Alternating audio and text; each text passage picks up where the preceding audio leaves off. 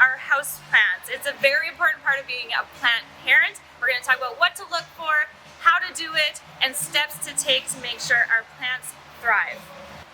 Alright, so first things first, we're talking yellowing leaves. So this is very, very normal for a plant to have a yellow leaf on its older foliage. This just means that it's putting more energy into the new growth up top than it is to the older growth down at the bottom. So what we should do is trim that bad boy off, because right now he's just draining energy that could be put towards making a new leaf up top. So grab a pair of scissors, trim them as low down as you can, take them off and chuck them in the garbage so we can focus on that new growth up top.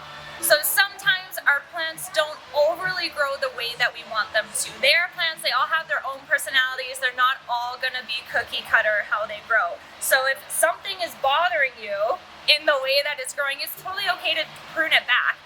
Just grab a pair of scissors, cutting as close as you can to the bottom, prune it right off.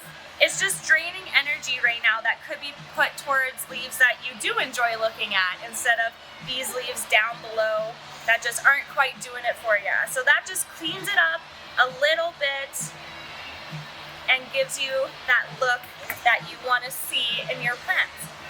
So yellowing tips are also a very common thing that we see in plants. That just means there's something wrong with the water, either overwatering or underwatering. So once we can correct that watering, we can trim up our plants. So this guy doesn't have any yellowing tips, luckily, but if he did, I would grab a pair of scissors and just take the edge of that plant and trim them at an angle so it looks more natural instead of a blunt edge like that. But grab a pair of scissors, it's not going to hurt them, it just cleans it up really nice so it's more appealing to look at. So another thing that you can do with certain tropicals is prune them and trim them back to force new growth out of your plants. So going in, this for example is a Boston fern. They shed quite a bit from down under, so what you can do is just take those older leaves right off, make sure you have the garbage nearby, they're pretty messy.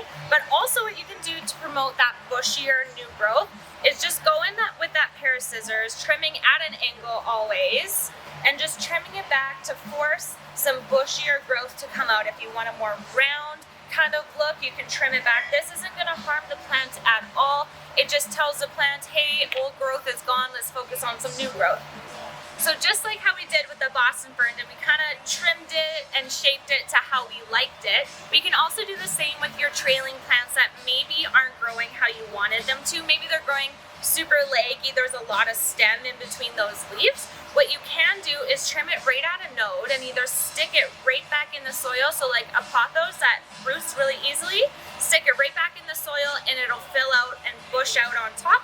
Or you can take that cutting, stick it in some water pop, watch those roots grow, and then re-put it into the soil.